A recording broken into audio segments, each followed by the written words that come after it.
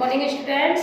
देखो हम आज पढ़ेंगे लेसन नंबर 6 संचार माध्यमों को समझना। संचार माध्यम समझते हो जिनसे हमें दुनिया भर की खबरें एक स्थान से दूसरे स्थान मिल जाती है, एक जगह से दूसरी जगह पहुंच जाती है। जैसे टीवी, अखबार, ये सब क्या है, रेडियो, ये सब क्या है, एक संचार के हमारे माध्यम है।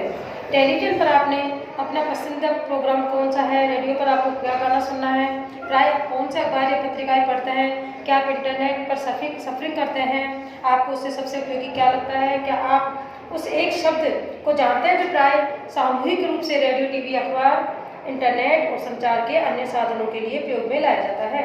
ये शब्द है मीडिया। इस सपाट में आप मीडिया यानी संचार के माध्यम के बारे में विस्तार से पढ़ेंगे। आप जानते हैं कि कैसे काम करता है और कैसे हमारे प्रतिदिन के जीवन को प्रभावित करता है। क्या आप किसी एक ऐसी चीज को याद कर सकते हैं जो आपने इस सप्ताह संचार माध्यमों से सीखी हो? स्थानीय मेले की दुकान से लेकर टीवी के कार्यक्रम तक जो आप देखते हैं, इन सबको संचार माध्यम यानी मीडिया कहा जा सकता है।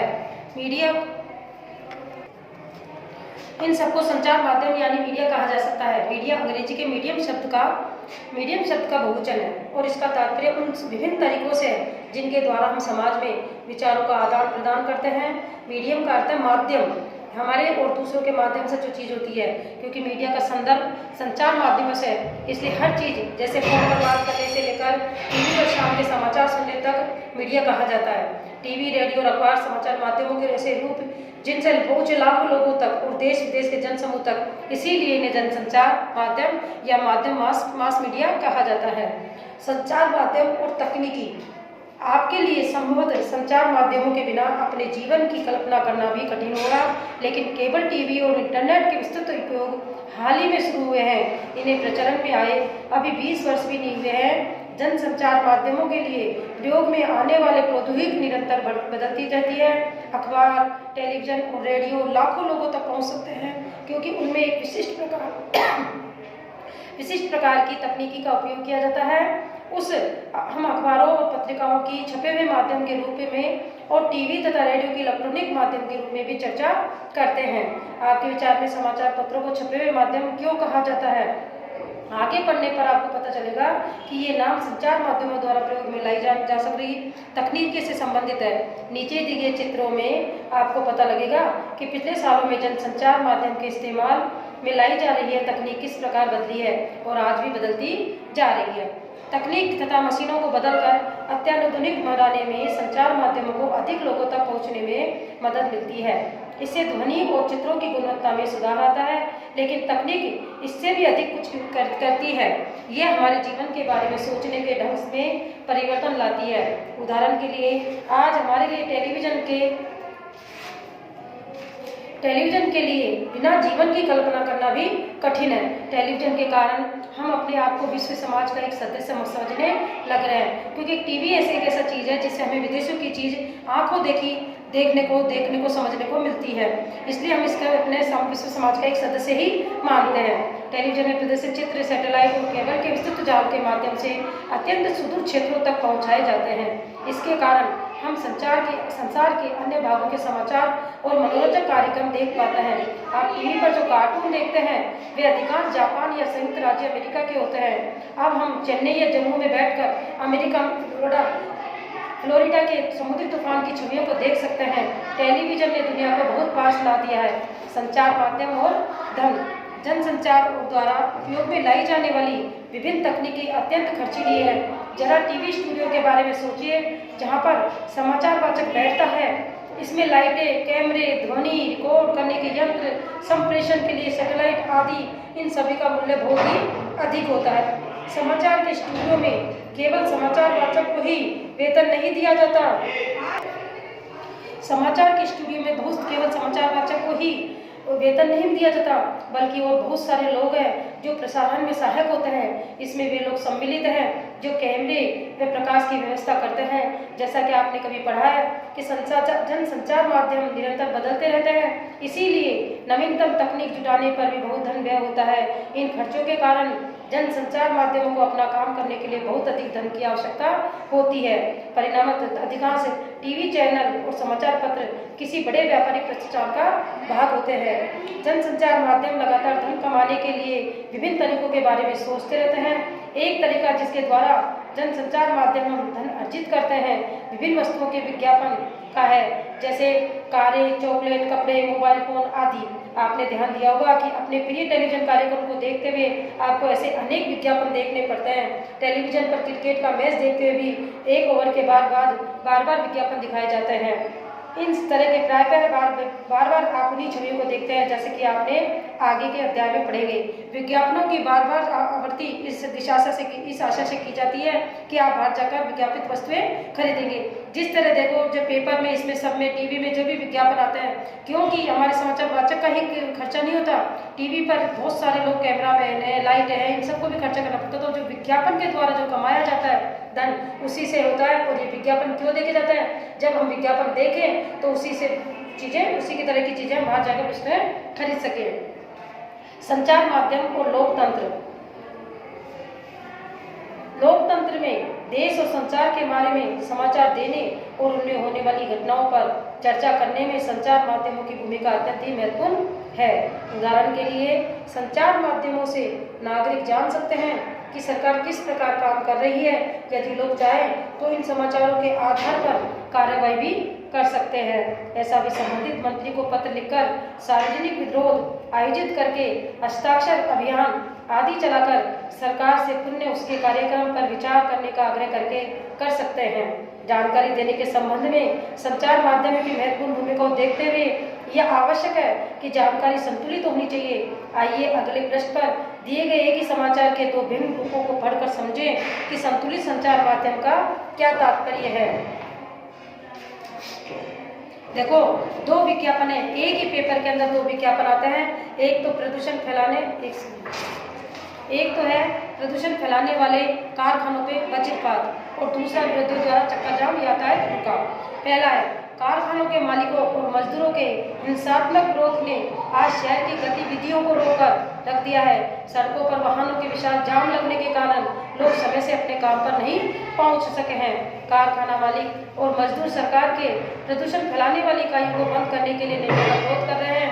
यद्यपि सरकार ने यह निर्णय कुछ जल्दबाजी में लिया, परंतु विरोधियों को काफी समय से पता था कि उनकी इकाइयां गैर कानूनी है।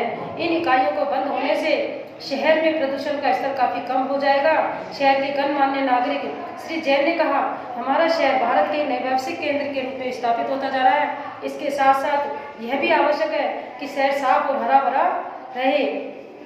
प्रदूषण फैलाने वाले कारखानों को हटाया जाना चाहिए और विरोध करने के स्थान पर कारखानों के मालिकों व कामगारों को पुनः स्थापन का प्रस्ताव स्वीकार कर लेना चाहिए। अब देखो, ये जो अखबार की न्यूज है, ये क्या थी कि प्रदूषण फैलाने वाले कारखानों की प्रति थी कि वो लोग कारखाने बंद कर दें जिससे प्रदूषण कम फैले।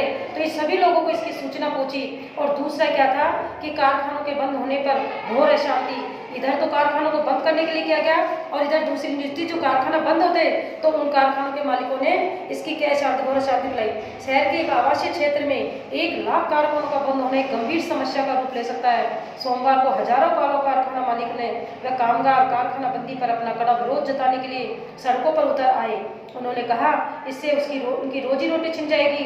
उनका कहना है कि गलती नगर निगम की है, क्योंकि ये वह आवासीय क्षेत्रों में लगातार नए कारखानों की स्थापना लगाने के लाइसेंस देता रहता है। उन्होंने ये भी कहा कि उनके पुनः स्थापन के लिए पर्याप्त प्रयत्न नहीं किए गए। कारखानों के मालिकों व मजदूरों के कारखाने बंद करवाने के विरोध में शहर में 1 दिन का बंद प्रस्तावित किया गया। एक कारखाने के मालिक श्री शर्मा ने कहा कि सरकार कहती है कि उसने हमारे पुनः स्थापन के लिए बहुत कार्य किया, लेकिन जिस प्रकार के क्षेत्र में वह हमें देती रही है वहाँ किसी भी प्रकार की सुविधाएं नहीं है और पिछले 5 वर्षों में वहाँ कोई भी विकास का कार्य नहीं हुआ है। अगर वो कारखाने ऐसी जगह पुनः स्थापना की देती है जहाँ पर कोई आबादी नहीं है, कोई सुविधाएं नहीं है, तो फिर वहाँ कारखाने कैसे चलेंगे। तो हमने 2 न्यूज पढ़ी, एक तो कारखानों के खिलाफ थी और एक कारखानों के मालिकों ने की थी। वास्तविकता तो यह है कि यदि आप इनमें से केवल एक समाचार पत्र पढ़ेंगे तो विषय का एक ही पक्ष जान पाएंगे। यदि आपने न्यूज ऑफ इंडिया पढ़ा तो आपको विरोधियों की बातें व्यर्थ उत्पात लगेगी। उनका यातायात व्यवस्था में बाधा उत्पन्न करना और अपने कारखानों से शहर में प्रदूषण फैलाते रहना आपके मन में उनकी बुरी छवि अंकित करता है। दूसरी ओर यदि आपने इंडिया डेली पढ़ा होता तो आप जानते हैं कि कारखाने बंद होने पर बहुत से लोग अपनी रोजी रोटी खो देंगे, क्योंकि पुनः स्थापना के प्रयास अपर्याप्त है। इन दोनों में से एक भी विवरण संतुलित नहीं है। संतुलित रिपोर्ट वह होती है जिसमें किसी भी विषय पर हर दृष्टिकोण से चर्चा की जाती है, फिर पाठकों को स्वयं अपनी राय बनाने के लिए स्वतंत्र छोड़ दिया जाता है। संतुलित रिपोर्ट लिख पाना संचार माध्यमों के स्वतंत्र होने पर निर्भर करता है। स्वतंत्र संचार माध्यमों से तात्पर्य यह है कि उनके द्वारा दी जाने वाले समाचारों को कोई भी नियंत्रण या प्रभावित न करे। समाचार का विवरण देने में कोई भी उन्हें निर्देशित न करे कि उसमें क्या सम्मिलित किया जाता है और क्या नहीं। लोकतंत्र के स्वतंत्र संचार माध्यमों का होना अत्यंत ही महत्वपूर्ण है। जैसा कि आपने ऊपर पढ़ा, संचार माध्यमों का द्वारा प्रदान की गई जानकारी के आधार पर ही हम नागरिकों के रूप में कार्रवाई करते हैं। इसलिए आवश्यक है कि ये जानकारी विश्वसनीय और तटस्थ हो। तथ्य तो यह है कि संचार माध्यम स्वतंत्र नहीं है। इसके मुख्यतः दो कारण है। पहला कारण है सरकार का उन पर नियंत्रण। जब सरकार समाचार के किसी अंश, फिल्म के किसी दृश्य या गीत की किसी अभिव्यक्ति को जन समुदाय तक पहुंचाने प्रतिबंध करती है तो उसे सेंसरशिप कहा जाता है। कई चीजें ऐसी होती है जो टीवी पर, पिक्चरों में, फिल्मों में या पत्रों पे जो लोगों तक वो पहला सूचनाएं नहीं दी जानी चाहिए तो उनको रोक लगाते हैं, जिसे सेंसरशिप कहा जाता है। भारत के इतिहास में ऐसे समय भी आए जब सरकार ने संचार माध्यमों के ऊपर सेंसर लगाया। इसमें सबसे बुरा समय 1975 से 77 तक का आपातकाल था। यद्यपि फिल्मों पर तो निरंतर सेंसर रखती है, लेकिन वह संचार माध्यमों से दिखाए गए समाचारों से पूरी तरह ऐसा नहीं करती है।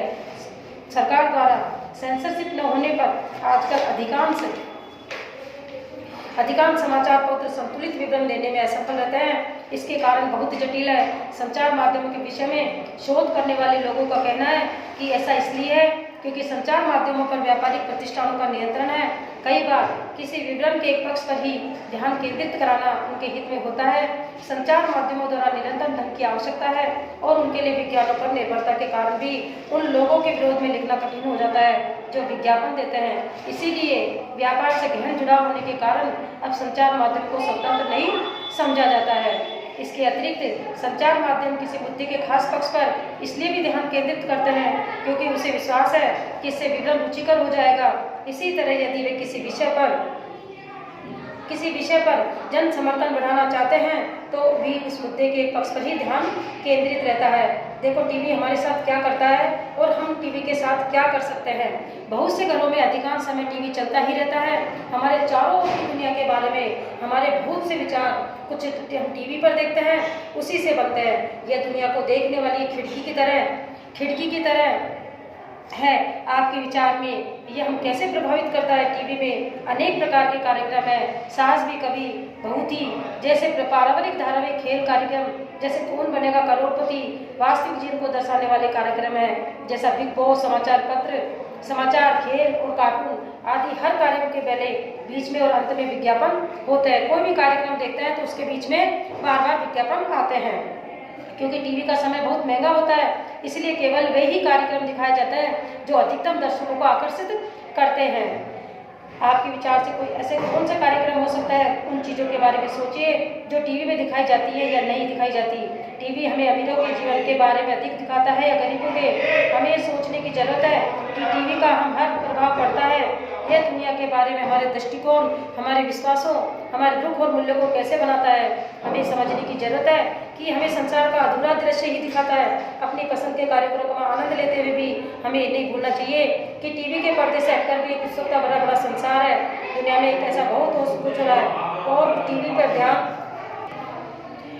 ध्यान नहीं देता। फिल्म स्टारों, प्रसिद्ध व्यक्तियों को धनाढ़ जीवन शैलियों से भी भरे ऐसा संसार है जहां हम सबको पहुंचना चाहिए और विभिन्न प्रकार से अपनी प्रतिक्रिया व्यक्त नहीं करनी चाहिए। हमें ऐसा सजग दर्शक बनना चाहिए जो कार्यक्रमों का आनंद मिले और देखे गए और सुने गए प्रसंगों पर प्रश्न भी उठाए। तो बच्चों, आज हम इतना ही पढ़ेंगे, बाकी कल पढ़ेंगे। और सब लोग बच्चे इसी के संकलन है, पेज नंबर 79 पे देखो शब्द संकलन है। इसको आप सीधा कॉपी में कर लेना, ठीक है।